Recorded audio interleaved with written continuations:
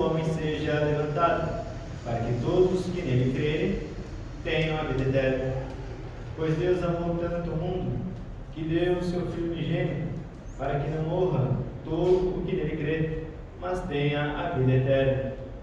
De fato, Deus não enviou o seu Filho ao mundo para condenar o mundo, mas para que o mundo seja salvo por ele. Quem nele crê não é condenado, mas quem não crê já está condenado, porque não acreditou no nome do Filho unigênito. Ora, o julgamento é este: a luz veio ao mundo, mas os homens preferiram as trevas à luz, porque suas ações eram más. Quem pratica o mal odeia a luz e não se aproxima da luz, para que suas ações não sejam denunciadas. Mas quem age conforme a verdade aproxima-se da luz, para que se manifeste que suas ações são realizadas em Deus. Palavra da salvação. Glória a vós, Senhor. As palavras do Santo Evangelho cancelam nossos pecados. Amém.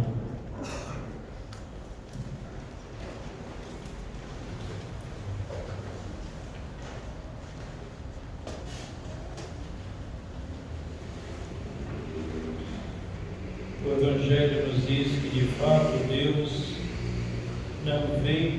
não enviou o seu Filho ao mundo para condenar o mundo, mas que o mundo seja salvo por ele. Jesus veio não para nos condenar, mas veio para nos salvar. Então nós não devemos ter medo de Deus, ter medo do Filho de Deus, ter medo do julgamento que Deus pode fazer sobre nós, porque diz também a segunda leitura, Paulo vai dizer que Deus enviou, que por causa do grande amor com que nos amou, quando estávamos mortos pela misericórdia de Deus, nós fomos salvos. Fomos salvos em Jesus Cristo, ainda quando somos pecadores, ainda quando éramos pecadores. E Deus é aquele que nos salva para nos convertermos, para nos voltarmos a Ele, para mudar a nossa vida. Ele nos concede a salvação para acreditarmos em Jesus Cristo, no Filho de Deus, para olharmos para Cristo e nos convertermos.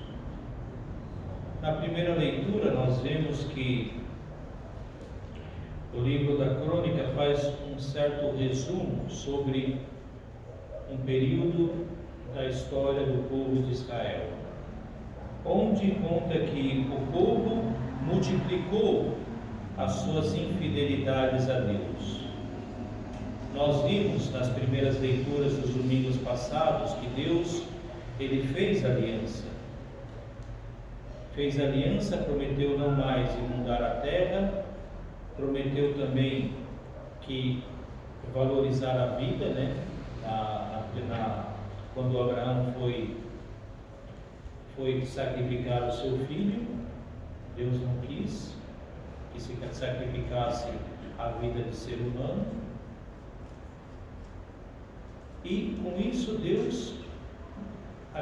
o homem multiplicou-se a infidelidade, e esta aliança que Deus havia feito, ela foi rompida pelo homem, pelo pecado do homem.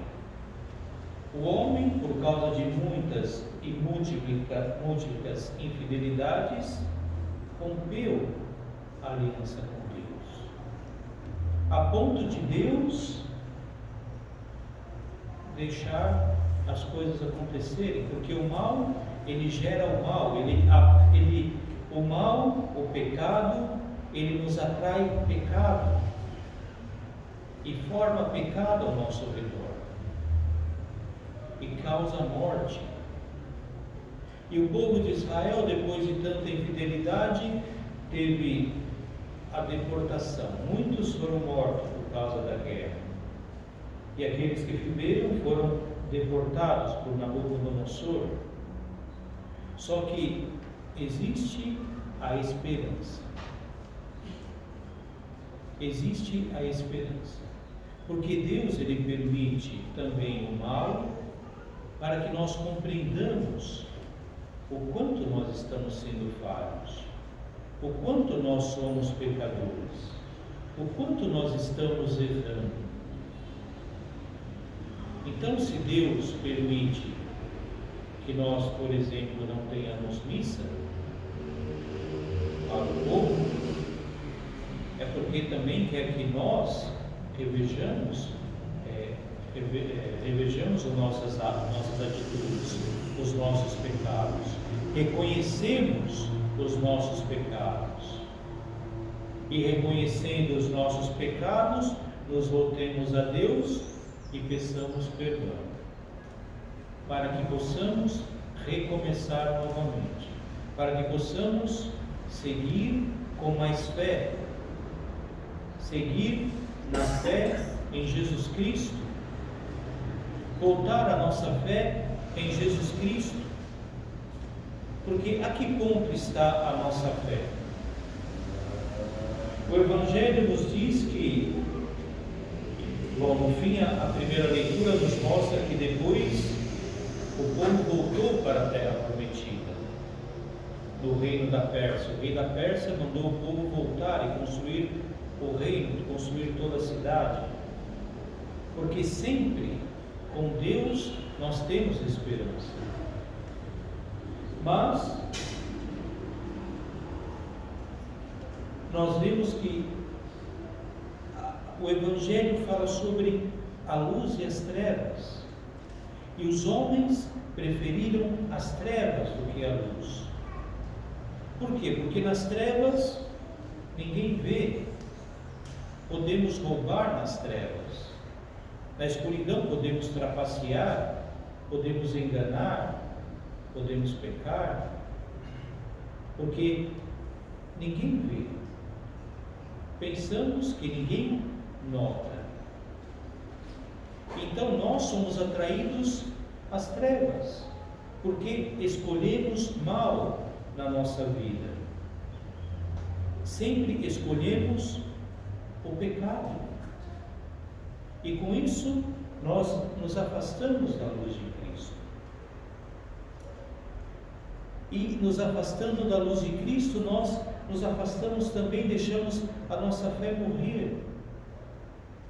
A nossa fé se desfalece, se vai embora, se torna uma coisa de inteligência, uma coisa de costume. Nós não temos fé. Não temos fé.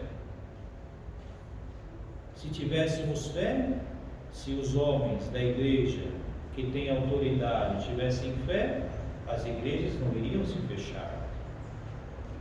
Porque antes de obedecer a governadores, aos poderosos deste mundo, nós, padres, bispos, papa, todo o clero, deve obediência a Deus. E se nós devemos responder ao povo por alguma coisa, muito mais devemos responder a Deus.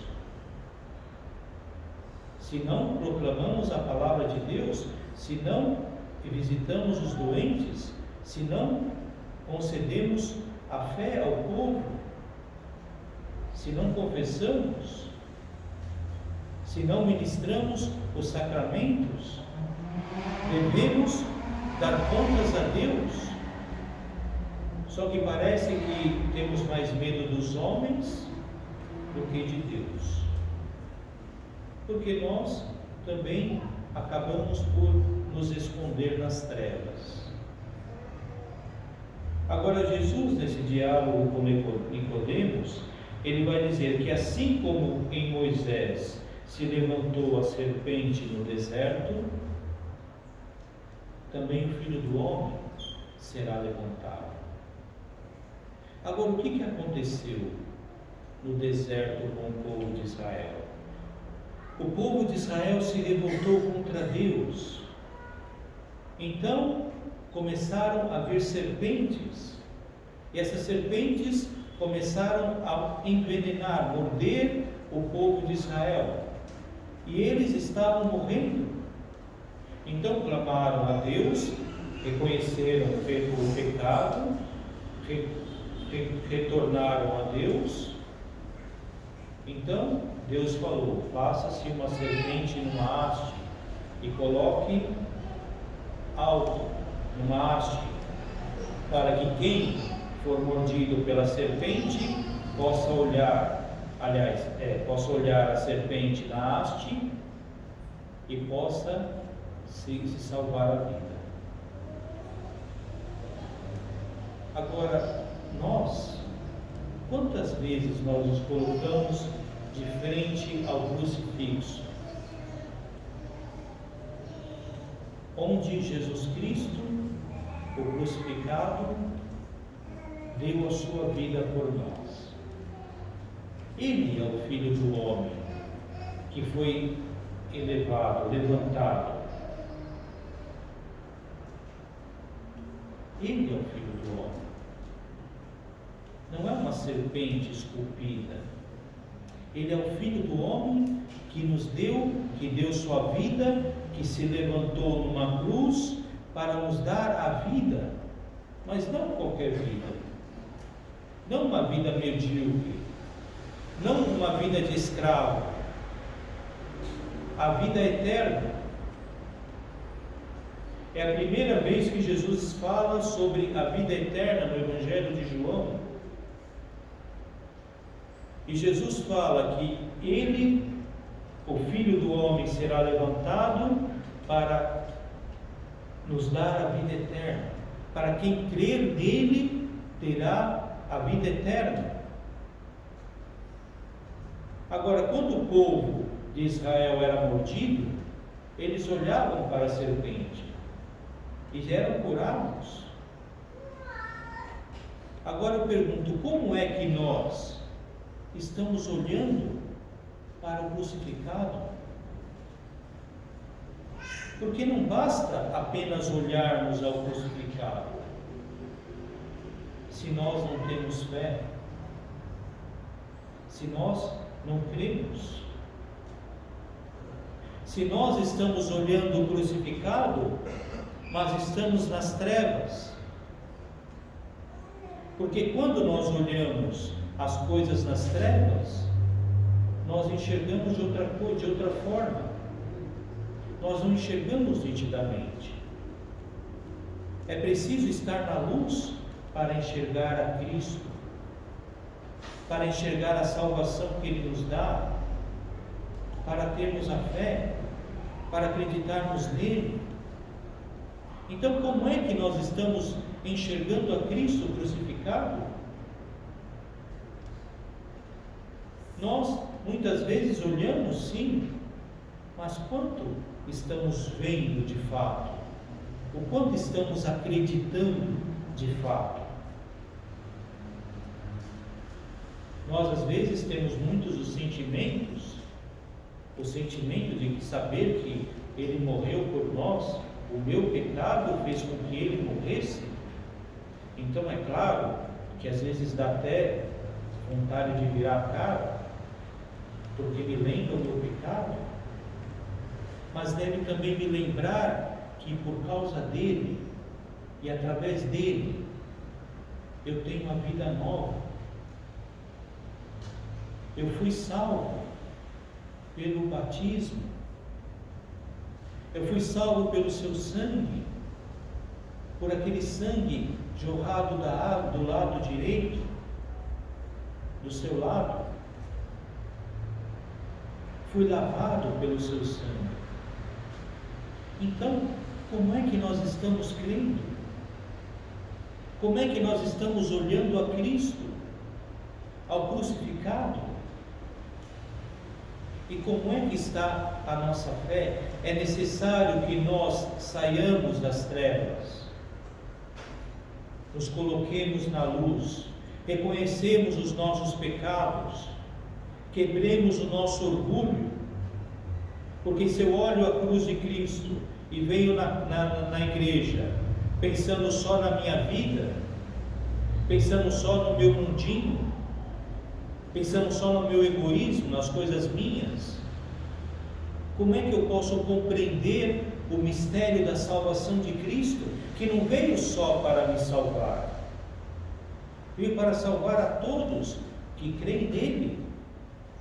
Ele deu a vida por mim, mas por vocês também. E eu sou chamado a enxergar essa realidade e a viver nesta realidade, que Jesus, ele veio para nós e que nós, como irmãos, devemos caminhar para ele. Eu não caminho para Cristo sozinho, só eu na minha casa. Então agora, que dizem que deve-se celebrar a missa, se deve participar da missa pela TV. Então eu vou lá, me tranco no quarto e assisto a missa sozinho. Eu assisto a missa, mas isso aqui perde todo o sentido, toda a sacralidade. E onde está Deus? É claro, Deus pode ver na nossa fé, nos visitar, mas somos chamados para caminhar como igreja. Como igreja. E como igreja, nós estamos nas trevas. Precisamos sair dessas trevas, ir para a luz de Cristo, reconhecer os nossos pecados e ter fé nele, acreditar nele, porque esta não é a última palavra. Esta palavra do mundo que nos coloca medo não é a última palavra.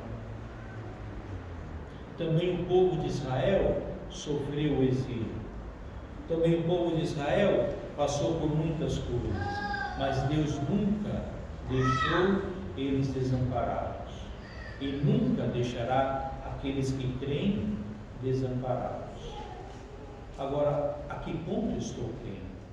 A que ponto eu acredito? A que ponto eu me esforço para me colocar na luz? Para que os meus pecados sejam revelados e para que eu possa me arrepender, me converter e encontrar de fato a salvação que vem de Cristo.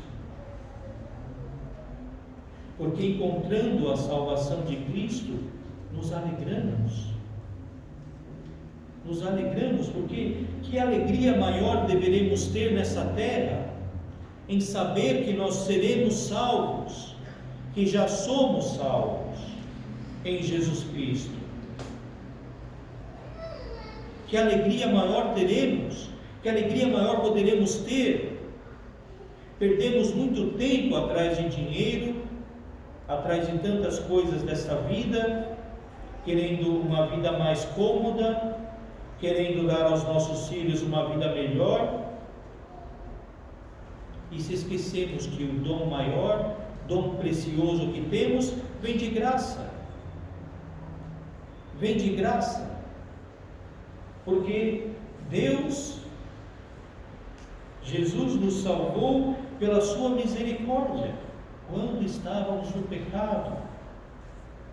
E não são as nossas obras que nos salvam, não são os nossos jejuns para nos salvar que nos salvam, não são as nossas orações demasiadas que nos salvam.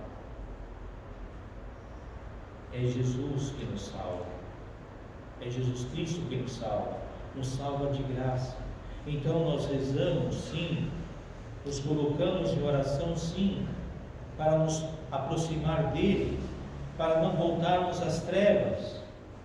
Nós fazemos obras de caridade sim, mas para manifestar o nosso amor a Cristo, que se manifesta também no próximo, para manifestar ao outro a nossa fé em Jesus Cristo. Nós fazemos jejum sim, para nos aproximar de Cristo, para saber sofrer com Ele, mas não porque nós vamos nos salvar. fazendo jejum e oração, porque nós já somos salvos. Precisamos pegar a nossa fé e conservá-la, aumentar a nossa fé em Cristo e não deixar com que nada nos afaste de Cristo. Ninguém pode nos afastar de Cristo, porque se nos afastarem de Cristo, nós perderemos o bem maior precioso que temos, a salvação. Que o Senhor nos ajude na nossa vida a permanecermos firmes, a termos essa coragem de sairmos das trevas, reconhecer os nossos pecados, termos a coragem de nos humilharmos diante do sacerdote, que é a pessoa de Jesus Cristo, que em persona Christi absolve os nossos pecados, e procurarmos viver esta vida nova, olharmos mais a Jesus Cristo crucificado, desligar as desgraças que passam na televisão, desligar essas coisas que nos dão medo e olhar a Cristo, contemplar a Cristo crucificado, porque daqui vem a nossa salvação e Ele nos dá a vida em abundância, nos dá a liberdade. Que o Senhor nos ajude a adorarmos o Senhor em espírito e em verdade, a nos voltarmos a Ele, a deixarmos o pecado e a procurarmos viver esta vida nova na esperança, porque a última palavra é de Deus. Essa certeza que Deus dará a última palavra, e a esperança que teremos e veremos novos dias melhores do que esses.